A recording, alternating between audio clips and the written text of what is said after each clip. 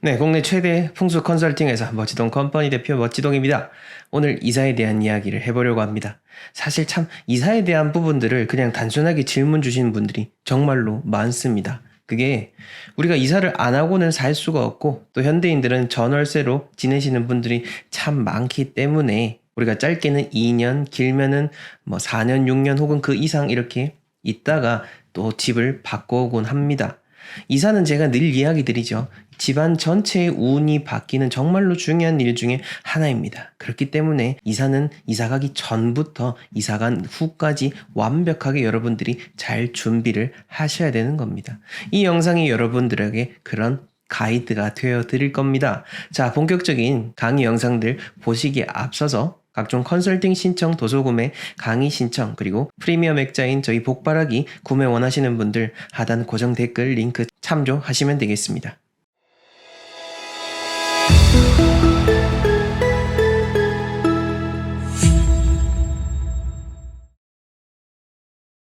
네, 멋지동 컴퍼니의 대표이자 클래스 101의 풍수 인테리어 전문 강사인 멋지동 인사드립니다. 여러분들이 잘못 알고 있는 풍수 상식 바로 알려드리겠습니다. 자, 그중 첫 번째는요. 우리 집에서 연도별로 이렇게 운이 바뀌는지 아는 분들이 계시는데요. 절대로 그렇지 않습니다. 물론 이 자연의 흐름은 큰 그런 순환의 주기를 타고납니다. 음과 양이 바뀌는 것처럼 이 땅의 기운과 하늘의 기운이 계속해서 교차하고 있고요. 땅의 큰 흐름 역시나 기울고 차고 하는 것들이 분명 있습니다. 하지만 우리가 생각해야 될 거는 기본적인 내가 살고자 하는 그 집에 대한 입지인 거지. 내가 사는 집안에서 매해 운이 어떻게 바뀌고 우리 집안에서 매해 어떻게 좋은 방향이 있냐라고 생각하고 이렇게 얘기하는 분들의 내용을 절대 들으시지 않으셔도 됩니다. 왜냐면은요. 자, 한 가지 예를 들어 볼까요? 지금도 500년 동안 넘게 종갓집이 이어져 오고 있는 것이 있습니다. 그런 집들이 만약 매해 이렇게 바뀌는 운에 따라서 살았다고 한다면 그러한 종갓집은 유지될 수가 없었을 겁니다. 한 곳에서 계속해서 전해져 오는 그런 유명한 명당터들이 있습니다. 우리가 이러한 사례들만 놓고 보더라도 우리가 진짜 집안에서 신경 써야 될 거는 매해 어느 방향에서 잘 되냐 이게 아니고요. 일단 내가 집을 딱 선택을 했으면은 그 집안에서 내가 어떻게 현실적으로 잘 사느냐라는 것만 신경을 쓰시면 되는 겁니다. 그러니까 집 안을 관리하는 측면에서는 풍수 인테리어를 공부하고 계속해서 염두에 두셔야겠지만은 우리 집안의 매해 이렇게 길흉이 어떻게 바뀐다라고 하는 것들을 보면은 거의 현실과도 맞지 않고요. 여러분들이 그걸 지키면서 살아내는 것이 거의 불가능하고요. 또한 그렇게 땅의 운이 바뀐다 하더라도 그 안에서 사는 사람이 어떻게 하는지 어떻게 행하는지에 따라서 내가 그 해에 어떻게 살아가는지가 결정이 되는 겁니다. 그래서 제가 사주를 전문으로 하시는 분들이 풍수를 이야기하는 것, 그리고 사주를 통해서 집안의 풍수를 이야기하는 것 자체를 전혀 믿지 말라라고 이야기를 하는 겁니다. 또한 사주 자체도요. 여러분들이 어떠한 공간에 사느냐에 따라서 그 운이 바뀌어지기 때문에 우리가 진짜 노력을 해야 되는 거는 내가 사는 공간하고 어떻게 교감을 할 수 있고 내가 사는 집을 어떻게 하면 잘 관리하고 깨끗하게 해나가는지 그 부분만 신경을 쓰시길 바라겠습니다. 그러니 복잡한 이론들 복잡하게 이렇게 방향에 따라서 바뀌는 것들 전혀 신경 안 쓰셔도 되고요. 그냥 제가 말씀드리는 것들만 잘 지켜나가면서 집안을 잘 관리하시면은 그게 진짜 잘 살아가는 방법이 됩니다. 자, 그 다음 두 번째로는요. 지도로 확인하는 풍수 절대로 믿지 마시길 바라겠습니다. 지도로는 절대 풍수 알 수 없습니다. 풍수질이 제가 진짜 입이 마르도록 수천 분에게 계속해서 이야기하기 때문에 저는 솔직히 정말로 지겹습니다만은 이 영상을 또 처음 접하시고 아직도 인식 개선이 안 되신 분들이 있으니까 말씀을 드리는 겁니다. 절대로 지도로 풍수를 보려고 하지 마시고요. 지도로 풍수를 볼 수 있다라고 하는 사람들이 있으면은 무조건 걸으시면 됩니다.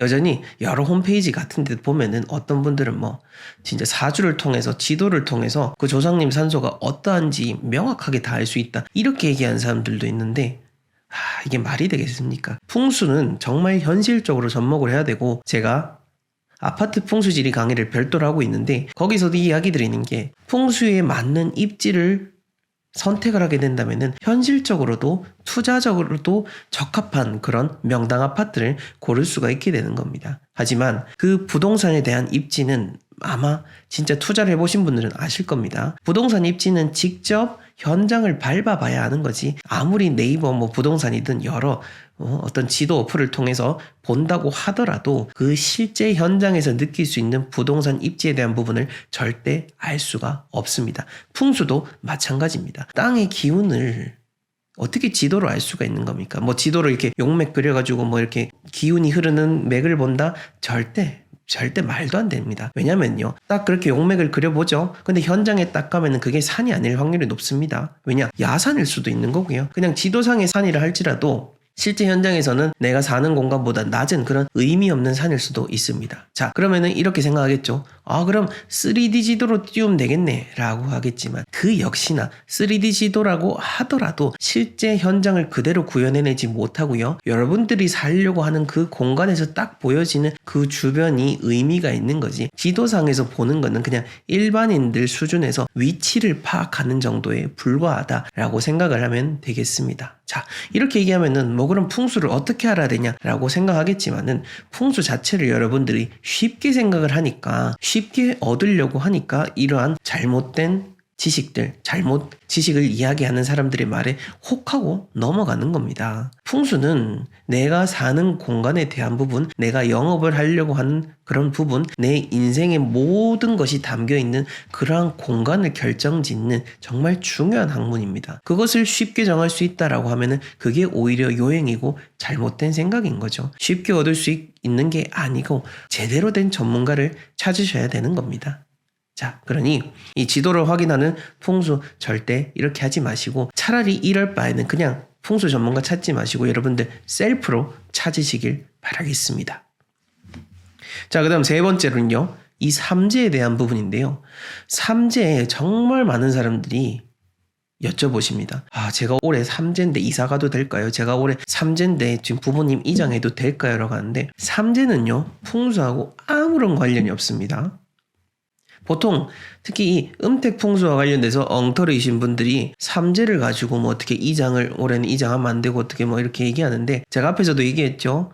이게 이제 또 사주라든지 띠라든지 여러 가지 또 이렇게 풀이법, 자기들 나름대로의 풀이법으로 풍수를 판단하고 하는데, 항상 얘기하지만은 풍수지리는 자연의 입지에 입각을 해서 내가 잘 살아갈 수 있는 그 공간을 선택하는 방법입니다. 앉아서 풍수를 논하는 사람들이 그거를 알 리가 없는 거죠. 삼재라고 하는 이 엉터리 내용들을 마구 쏟아내고 있는 겁니다. 그러니 여러분들이 혹시나 이사라든지 음택이라든지 여러 풍수랑 공간과 관련된 부분에 있어서 고려한다면은 삼재는 일단 제외하고 편안하게 생각하시면 됩니다. 자, 그 다음 네 번째로는요, 이렇게 해서 이제 여러분들이 조금 이제 풍수에 대한 인식을 가졌다라고 하는 분들이 보면은 처음 딱 이사를 고려할 때 이사 방향은 생각을 합니다. 이사 방향 딱 보거든요. 그 다음에는 바로 그냥 이사를 해버리십니다. 이사 방향은 처음에 이제 방향을 결정짓는다는 측면, 가장 처음 되는다는 측면에서 중요한 거지, 정말로 중요한 거는 지금 제가 표시해 놓은 것처럼 집터와 집 구조가 우선인 거고요. 그 다음에 이사 방향이라든지 태기를 생각하셔야 되는 겁니다. 그리고 지금 부등호로 표시를 했지만은 이게 거의 집터와 집 구조가 거의 95% 이상이라고 보면 되는 겁니다. 전체적인 퍼센트를 따졌을 때는요. 이사 방향과 태기에 대한 거는, 이거는 여러분들의 심리적으로 위안 삼아서 하려고 하는 부분이 강합니다. 그러니까 실질적으로 풍수를 어떻게 고려하는 게 아니라 그냥 부모님들이 해오셨으니까 뭔가 나도 이 정도는 좀 따져봐야겠다 싶어서 방향이라든지 태기를 고려하시는데, 근데 진짜로 여러분들의 자녀를 생각하시고 여러분들의 뭔가 번영하는 삶을 생각한다면은, 그래서 풍수를 공부하고 풍수를 삶에 접목하고자 한다면은 이 집터와 집 구조를 어떻게 선정하고 어떤 전문가를 통해서 어떻게 판단을 해야 되는지 그 부분에 집중을 하셔야 된다. 이 우선순위를 명확하게 고려를 하셔야 된다라는 것을 말씀을 드리는 겁니다. 네, 오늘 첫 번째 질문입니다. 아마 이거 제가 기부 영상에서 했던 거에서 댓글을 남겨주신 것 같은데, 선생님 소액으로 해도 괜찮나요 하시는데, 네, 소액으로 하셔도 상관없습니다. 기부와 관련돼서 제가 이야기 드릴 수 있는 게 뭐냐면은 기부라는 거는 금액이 중요한 게 아닙니다. 여러분들이 어느 정도로 마음을 낼 수 있느냐에 따라서 그 돈의 금액이 정해지는 거고 그것은 이제 크기의 문제가 아니라는 거죠. 만약 여러분들이 100만 원을 가진 사람인데 90만 원을 낸다. 그리고 여러분들이 100억을 가진 사람인데 90만 원을 낸다. 그러면은 같은 금액이라도 차이가 다른 거죠. 그러니 금액의 차이에 따라 다른 게 아니라 여러분들의 현재 경제 상황에 따라서 어떻게 마음을 내느냐에 따라 다른 겁니다. 그리고요, 또 이런 분들이 계시는데 보통 이렇게 생각하시는 분들은 다 소액으로 기부하십니다. 그러니까 이게 제가 돈의 크기는 중요하지 않다라고 이야기하지만은 상대적으로 적은 금액 내시는 분들께서 내가 얼마 했는데 뭐 거기는 뭐 제대로 하지도 않다더라 뭐 이렇게 막 이렇게 불평불만을 늘어놓으시는 분들이 상대적으로 많습니다. 적게 냈다고 그래라고 해서 제가 그렇게 나쁘게 이야기 드리는 거 아니라는 거 오해는 없으셨으면 좋겠고요. 중요한 거는 내가 그렇게 좋은 마음을 낸다라는 거지 그 이유에 대해서는 굳이 너무 거기에 대해서 연연하실 필요가 없습니다. 이 운이라는 측면 자체는 이미 여러분들이 돈을 내는 그 순간 이미 좋은 일을 하게 되는 거고 좋은 운이 그렇게 만들어지게 되는 건데 근데 이렇게 좋은 마음으로 했던 것을 그 상대방이 뭐 어떻게 했네 뭐 그렇게 하면서 내가 또 이렇게 나쁜 말을 하면은 내가 겨우 냈던 그 돈에 대한 그 부분 겨우 냈던 좋은 마음에 대한 부분이 깎아내려지게 되고 의미 없어지게 되는 겁니다. 요 점을 잘 기억을 해주시면 되겠습니다. 우리는 돈을 내는 거지만은 내가 진짜 내는 건 돈이 아니라 내 마음입니다. 누군가를 진심으로 돕고자 하는 그 마음. 그게 중요하다는 것을 꼭 기억해 주시길 바라겠습니다.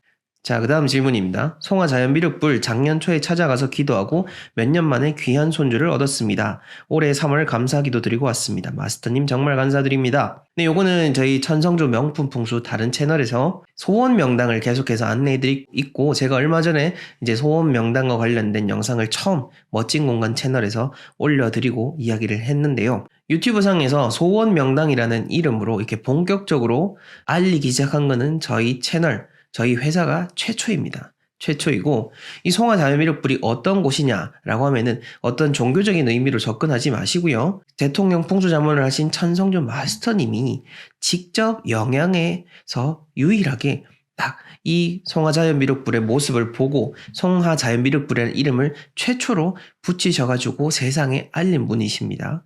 약 10여 년 전에 이렇게 세상에 처음 알려져가지고 그 당시에 뭐 여러 방송에서도 마스터님을 취재를 해서 알려졌고요. 지금 뭐 송화자연미륵불이 일부 어떤 다른 이름으로 예를 들어 다들바위라든지 타 종교의 교주가 이렇게 기도하고 갔던 그 기도처라고 하는 일부 나쁜 소문들이 붙어있는데 말 그대로 그거는 해당하는 그곳에서 사는 사람들의 증언에 따르면은 행정에서 뭐라도 조금 홍보를 하기 위해서 일부러 만들어낸 거짓이다라고 다 그런 증언이 있고 공무원들도 이런 거에 대한 그런 증거를 절대 보이지 못하고 있습니다. 당연하죠. 거기에서 계속해서 자고 나신 천성준 마스터님께서도 모르는 일 소문들에 대해서 만들어냈다라고 하니 당연히 이치 안 맞는 거죠. 어찌됐건 간에 제가 이야기 드리고 싶은 거는 이렇게 여러분들이 좋은 곳에 가서 좋은 기운을 받고 오는 것 자체가 의미가 있고 어떤 좋은 곳에 가려고 했을 때 그곳에 가는 것도 중요하지만은 그곳에 가는 과정 그리고 그곳에 갔다가 돌아오는 그 과정 모든 게 다 여러분들의 마음을 밝힐 수 있는 그 시간들입니다. 그곳에 가야지 뭐가 의미가 있다라고 한다기보다는 내가 어떠한 곳에 가고자 하는 그 마음부터 이미 여러분들은 좋은 운이 일어나고 있는 거니까요. 이 부분들을 잘 챙겨주시고 좋은 곳에 갔다가 돌아왔으면 여러분들의 삶이 좋도록 스스로 노력을 해야 되는 거지 나 여기 갔다 왔으니까 나 이제 잘 되도록 해줘. 이거는 절대 아닙니다. 내가 해야 되는 겁니다. 아무리 진순성찬을 차려도 내가 떠먹어야 의미가 있는 것처럼 여러분들이 이렇게 생각을 해 주셨으면 합니다. 자, 그 다음 복숭아 그림은 집안에 두면 어떻습니까? 네, 복숭아 나무 자체는 뭐 부정적으로 이야기 드리는 측면이 있는데 복숭아 그림이라든지 이런 과일 그림, 풍성한 그림 같은 거는 뭐 대체적으로 좋다라고 평가를 드리는 편입니다. 그래서 뭐 너무 걱정하실 필요는 없을 것 같습니다. 자, 그리고 집안에 현금 둬야 할 곳이란 영상에서 만약 서쪽이 창틀이면 어찌해야 되나요? 라고 했는데 제가 재물운을 관장하는 방향이 서쪽이라고 늘 이야기를 드렸고요. 서쪽이 만약에 창틀이 있으면은 창틀을 깨끗하게 하시면 됩니다. 서쪽이 창틀이든 뭐든 뭐 무슨 공간이든 간에 서쪽이라고 하면은 항상 깨끗하게 관리하시면 된다라고 생각해 주시면 되겠습니다. 자, 그다음 윤달 영상입니다. 윤달은 뭐 매주 질문하신 것 같습니다. 새 옷을 사거나 고장난 청소기를 버리고 새 청소기 사는 건 어떨까요? 괜찮습니다. 괜찮고 뭐 청소기 이렇게 물건 하나하나 사는 것까지 다 너무 신경 쓸 필요 없고, 자, 일단 윤달부터 짚고 넘어가겠습니다. 윤달은 아무 의미가 없는 날입니다. 길사 흉사 뭐 아무 상관없이 여러분들이 뭐 예를 들어서 뭐 묘와 관련된 일을 한다, 뭐 이사를 간다, 뭘 좋은 일을 경사를 잡는다라고 하면은 그냥 좋은 날 택일 하시면 되고, 윤달이라는 개념 자체를 잊으시라. 그 자연의 원리에 돌아가는 거하고는 맞지 않다. 윤달과 관련된 영상은 제가 다른 영상에서 말씀드렸기 때문에 그 찾아서 꼭 보시길 바라겠습니다. 네, 그 다음 소금단지 영상인데, 소금단지에 소금 넣어서 신발장 안에 보관해도 될까요? 라고 하셨습니다. 이 소금단지라는 거는 우선 옛부터 옛 선조들이, 지금은 이제 단호에도 그 소금 묻기가 진행되고 있죠. 옛 선조분들께서 우리 대한민국에서 그렇게 해오던 풍습 중에 하나입니다. 소금단지는, 단지를 그렇게 하는 거는 뭐 일본의 풍습이 절대 아니니까요. 문헌에도 다 남아있고 지금도 행해지고 있는 마을이 있습니다. 이제 그게 현대로 전례가 되어서 집안에 이제 현관 앞에 이렇게 소금단지를 두는 게 집안의 애곤을 막을 수 있다라는 의미로 제가 소금단지는 꼭 현관에 두시라라고 모든 강의, 모든 현장 컨설팅에서 이야기 드리고 있는 것 중에 하나입니다. 이 소금단지는 소금 넣어가지고 신발장 안에 두시든 신발장 밖에 두시든 그거는 크게 상관이 없으니까요. 소금단지를 둔다라는 그 의미 자체를 아시면은 좋을 것 같습니다. 역시나 해당 영상 꼭 참고해서 보시길 바랍니다. 네, 그 다음 또 윤달 영상인데, 안녕하세요. 좋은 영상 잘 보고 있습니다. 댓글은 처음 달아봅니다. 딸 결혼 때 찍은 가족 사진을 벽에 걸려면 못을 쳐야 하는데 언제 해야 좋은지요? 네, 이런 경우에 보통 이제 이런 분들께 뭐 못을 친다라든지 그렇게 여쭤보는 분들이 있는데, 이거를 제가 쉽게 이야기 못 드린 것 중에 하나가 두 가지가 있습니다. 우선은 집안의 어떤 방향이냐에 따라서 쳐도 되고 안 돼도 되는 경우가 있을 거고요. 두 번째로는 좋은 날짜를 받아야 되는 겁니다. 그렇게 두 가지의 부분을 해야 되는 건데, 아유 뭐 그런 것까지 신경 쓰면서 어떻게 사냐라고 할 것 같으면은 신경 안 쓰셔도 됩니다만은 원칙적으로는 그렇습니다. 우리가 벽에 못을 치든 뭔가 새롭게 큰 일을 하는 것 자체는 이 옛날 우리 선조분들부터 택일이라는 거는 예전에 기원전 8,000년부터 있어 왔던 행위 중에 하나입니다. 동서고금을 막론하고요. 그만큼 택일이라는 것 자체는 어떤 뭐 이런 운세를 바라고 이런 게 아니고, 이 세상에 살아가는 존재 중에서 인간만 있는 게 아니라 모든 그런 이런 집이라는 무생물까지도 다 기운이 있고 각각의 의미가 있기 때문에 내 뜻대로 다 하는 게 아니라, 가령 예를 들어서 집에 못을 박는다. 그렇다면은 이 세상에게 갑작스럽게 하면 안 되기 때문에 자연의 기운에 맞추어서 좋은 날을 받아서 다 모든 것들이 순조롭게 될 수 있도록 날을 잡는 것. 그게 바로 진짜 택일의 의미입니다. 그냥 운세를 위한 그런 게 아니다라고 생각을 해주시면 좋을 것 같고, 자, 그래서 어찌됐건 간에 이제 가족 사진 벽에 거시려면은 우선 집안의 그 방향에 대한 부분을 판단하셔야 되고, 날짜를 받으시라. 그리고 윤달은 아무 상관이 없다라고 이야기 드립니다. 자, 그 다음 현관의 화분은 어때요? 현관의 화분 뭐 나쁘지 않죠? 나쁘지 않습니다. 자, 그 다음 늘 감사합니다. 환절기 건강하시고요. 침실의 손바닥보다 살짝 큰 타원형 손거울과 주먹보다 작은 원형 거울도 침실에서 치워야 하는지요? 늘 쓰는 거울이라서요. 글쎄요, 뭐 거울 바로 뭐 치우는 게 중요한 게 아니고요. 여러분들의 이런 자고 일어났을 때 바로 보이냐 안 보이냐, 그게 중요한 거니까 보관만 잘 하시면 될 것 같습니다. 그 다음 집뒤가 산이면 좋은가요 나쁜가요 라고 하는데, 이거 가지고 판단할 수 없습니다. 자, 우리가 풍수를 잘 모르시는 일반인 분들이니까 이렇게 그냥 이렇게 뭐 하면 어때요 이렇게 하시는데, 우선은 제가 이게 영상을 만드니까 이런 거에 이렇게 이야기를 드리지, 사실은 이렇게 댓글 남기시면 사실 저희는 애지간하면 답변을 드리지 않습니다. 왜냐면은 풍수에 대한 질문 하나하나도 다 여러분들의 삶에 영향이 갈 수 있는 문제입니다. 그런데 이걸 너무나 쉽고 편하게 뭐 하면 어때요?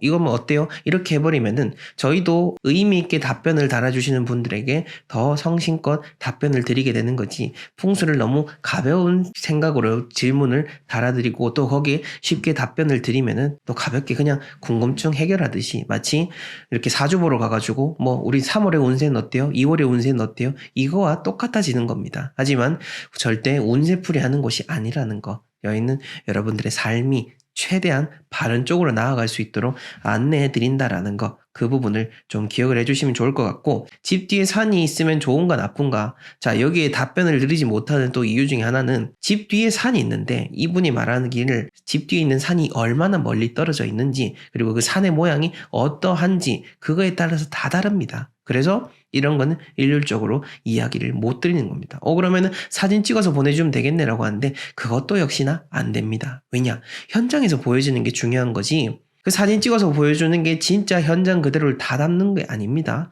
산이라는 것도 말이죠. 여러분들은 선이 이렇게 있으면 그냥 그 하나다라고 생각하는데, 산은 모든 방향에서 보기에 따라 그 의미와 해석이 달라지는 게 산입니다. 그렇기 때문에 막 지도를 띄워서 이렇게 판단을 해주시고 화려한 화면으로 보여줘서 막 해결해 주는 것 같지만은 실상 여러분들한테는 도움이 되지 않는 그런 거니까요. 이 부분 잘 참고를 해주셨으면 좋겠습니다.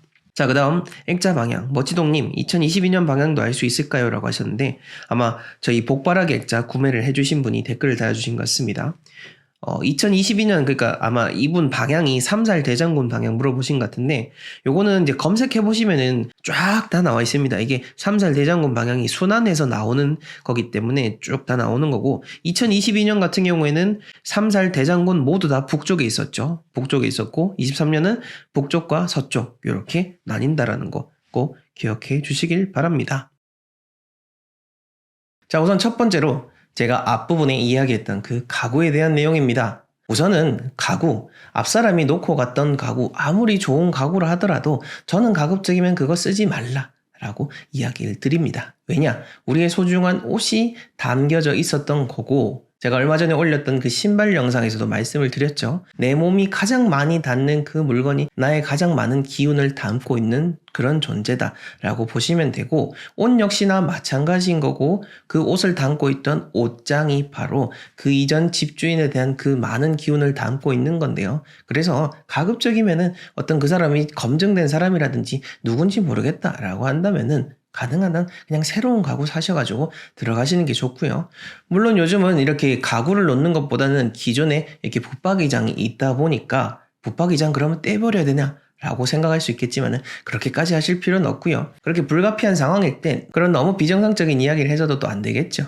자, 그럼 붙박이장일 때 어떻게 하는 게 좋냐라고 한다면은, 가능한 한 좀 이사 가기 전에 여유가 있다라고 한다면은 문을 좀 활짝 열어두시고 향을 빼시는 게 좋습니다. 제가 향이라고 하는 것, 냄새라고 하는 것은 이 보이지는 않지만은 우리가 직접적으로 느낄 수 있고 또 그 안에 여러 가지 좋은 기운과 나쁜 기운이 담겨 있다라고 이야기를 드렸었습니다. 지금 제가 사는 아파트도 이전에 한 할머니께서 혼자 사시던 그런 아파트였습니다. 그래서 그 집에 안방에 붙박이장이 또 잘 놓여져 있었는데 그 붙박이장을 문을 활짝 열어놓고 그 냄새를 뺀다고 한참 그렇게 공을 들였던 기억이 납니다. 여러분들도 조금이라도 냄새를 빼는 것 자체가 그 전에 살던 사람의 그 기운을 빼낸다라는 측면으로 생각을 하셔가지고 어찌됐건 간에 냄새건 어떤 여러 가지 머물렀던 그 흔적 자체를 없애는 게 중요하다라고 보시면 되겠습니다.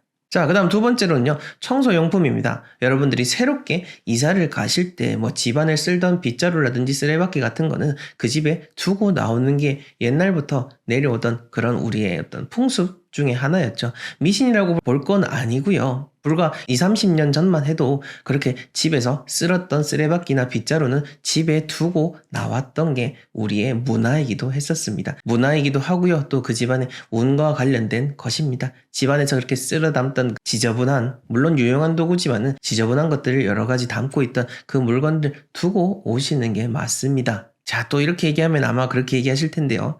요즘 또 로봇 청소기 많이 두고 계신 분들 있을 텐데, 그럼 집안에 있던 예전에 그 로봇 청소기 그것도 두고 와야 되냐? 라고 물어보시겠지만은, 물론 그렇게까지 할 필요는 없죠. 이전에 있던 로봇 청소기 꼭 그 중요한 걸 왜 버리고 오겠습니까? 제가 말씀드리는 거는 그런 로봇 청소기 차원의 큰 게 아니고 빗자루 같은 것들, 쓰레받기 같은 것들 상징적인 의미로서 버리고 오시면 된다라고 보면 되고, 만약 그 로봇 청소기도 만약 찝찝하다, 이 영상을 보고 괜히 이렇게 불편한 마음이 들기 시작했다, 왜 이런 영상을 찍었냐라고 생각이 드신다면은 그 로봇 청소기 밑에 그 걸레 부분 버리고 새롭게 사셔가지고 오시면은 현대적인 의미로서 풍수 인테리어가 적용이 되는 겁니다. 이 점을 잘 참고하시길 바랍니다. 자, 그 다음 세 번째로는요, 이전에 살던 집에서 있었던 여러 가지 나쁜 기억의 물건들이 분명 있을 겁니다. 이 물건 사고 나서부터 여러 가지 좋지 않았던 것들, 혹은 이 물건과 관련돼서 여러 가지 좋지 않은 기억이 남아있다, 그리고 버리고 와도 된다 라고 한다면 그냥 과감히 두고 오시면 되는 겁니다. 예전에 저 역시나 마스터님과 오래도록 함께 살던 그 집에서 많은 물건들을 그렇게 버리고 왔는데요. 어떤 분들은 그 집안의 물건도 다 들고 가서 새 집에서 버려라 라고 이야기를 하는데, 사실 그건 어찌 보면 현실적으로도 맞지 않고 여러 가지 이치상도 틀린 말이라고 보시면 됩니다. 저희가 달리 4대째 풍수 가문, 그리고 달리 대통령 풍수자문, 달리 수천 명, 수만 명 이상의 컨설팅을 진행해온 그 경험의 데이터들을 이야기를 하는 거겠습니까? 이 풍수라고 하는 것들은 삶에 있어서 여러분들이 얼마나 적용하느냐에 따라서 여러분들의 그 운이 차곡차곡 쌓이게 되는 겁니다.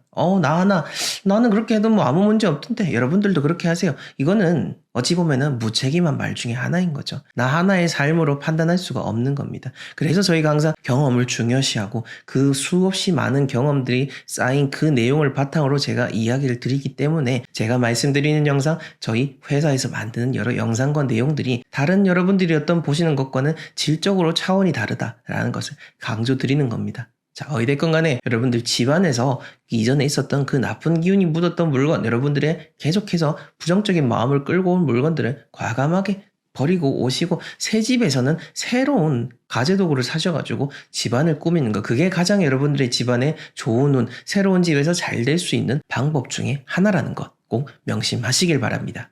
자, 새 집에서 3년이란 말 아마 예전 분들 들어보신 적이 있습니다. 그만큼 우리가 새로운 공간이건 혹은 새로운 사람을 만나건 간에 3년이라는 기간이 참 그 의미가 있다라고 보시면 되는데, 물론 요즘은 여러 가지 전월세 제도 때문에 2년에 한 번씩 집을 바꾸는 경우들도 참 많습니다. 그래서 3년이 되기 전에 확 바뀌어버리니까 어찌 보면 우리의 삶도 같이 종잡을 수 없이 흘러간다라고 볼 수가 있습니다. 새 집에서 3년이라는 말은 우리가 새로운 공간에서 그 공간의 운과 같이 섞여 나가는 과정을 3년 동안 잘 버텨내고, 그리고 그 사이에 여러 가지 시행착오들도 분명 있습니다. 아무리 좋은 집이라 하더라도 새로운 집에 딱 들어가게 됐을 때 그 운과 내가 만나는 그런 과정이 서로 이렇게 뭐가 나 있던 것이 맞물리려면은 마찰이 생기고 둥글둥글해질 때까지는 깨지는 소리가 날 수밖에 없는 겁니다. 이게 바로 운의 원리인데, 이거를 잘 버텨내고 3년이 지나고 혹은 그 이상의 기간 혹은 그보다 짧은 기간을 잘 버텨내고 그 시행착오를 겪어내면은 그 집에서 이제 많은 운들을 받기 시작할 수가 있는 겁니다. 하지만 반대로 딱 갔을 때 1년이 아니라 하루 혹은 한 달 안에 갑자기 뭔가 너무 심각한 일들이 벌어질 때가 있을 겁니다. 그럴 때는 과감하게 내가 새로운 곳을 이사 간 것이 맞는가라는 것을 생각을 해봐야 되는 거죠. 자, 그래서 제가 이 이사를 이야기 드리면서 한 가지 이야기 드리고 싶은 거는, 우리의 삶에서 여러분들이 일상 속 투자를 얼마나 했냐 안 했냐에 따라서 여러분들의 삶의 가치가 달라지는 겁니다. 투자라고 하니까 무슨 도박을 했냐 혹은 정말 어떤 불법적인 투기를 했냐, 그 뜻이 아니고요. 말 그대로 투자입니다. 내가 작은 돈을 던져가지고 더 많은 돈을 가져올 수 있는 그 방법을 연구하는 것, 그것은 일상 속에서도 계속해서 이루어질 수 있는 거죠. 예를 들어서 내가 책 한 권을 산다. 그리고 그 책 살 돈을 원래는 뭘 먹고 그냥 소비성으로 하려고 했던 거를 그냥 의미 있는 책을 사서 내 마음의 소양을 쌓고 내 몸의 가치를 쌓는다라는 측면으로 보면은 그런 것들 하나하나가 다 일상 속 투자인 겁니다. 그리고 이사 역시나 마찬가지인 거죠. 제가 이사를 갈 때 최대한 여러분들이 그 풍수를 확인하시고 컨설팅을 받건 여러 다른 전문가를 찾건 해서 그렇게 운에 대한 부분을 챙기고 가족의 운을 모두 다 이끌고 갈 수 있는 그런 노력을 해야 된다라고 강조해서 이야기 드리는 게 바로 이겁니다. 여러분들이 잘 살 수 있는 방법이 있는데 그거를 무시하고 에이 뭐 미신이야. 에이 뭐 그거 뭐 말 맞냐. 그냥 돈 벌어먹으려고 하는 소리지. 이렇게 생각을 해버리면 그냥 그렇게 여러분들은 그 정도의 삶에서 머물게 된다라는 거. 그 점을 이야기해드리고 싶은 겁니다.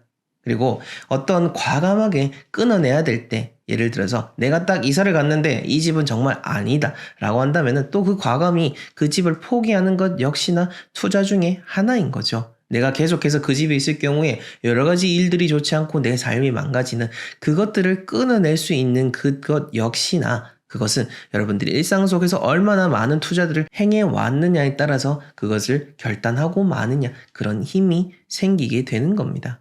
자, 한 가지 한번 예를 들어볼까요? 우리가 새 집에 들어가게 되면서 그 집에 인테리어 비용을 한 5천만 원 들였다라고 생각을 해보겠습니다. 근데 그 집에 가서 막 뭔가 사고도 나고 가정의 불화도 계속해서 일어나고 그렇다라고 한다면은 그 들인 5천만 원이 아까워가지고 계속해서 살 게 아니라 여러분들은 다시 새롭게 집을 마련하는 것, 그게 더 여러분들의 인생을 더 가치 있게 만들고 더 많은 현실적인 돈을 끌어올 수 있는 그런 결정인 겁니다. 5천만 원이 아까워서 여러분들의 귀중한 가족과의 시간을 허비하고 앞으로 잘 될 수 있는 기회를 막고 그냥 그런 새로운 기회가 아니라 내가 할 수 있는 일들이 탁탁탁탁 맡기면서 결국은 현실적으로도 더 가난해질 수밖에 없는데 그걸 굳이 뻔히 보고 있으면서 내가 투자를 했었던 그 5천만 원 때문에 끙끙끙끙 앓고 있다 보면 결국 그 5천만 원이 여러분들의 삶을 그렇게 말라가게 할 수 있다라는 거, 그 점을 꼭 이야기를 드리고 싶은 겁니다.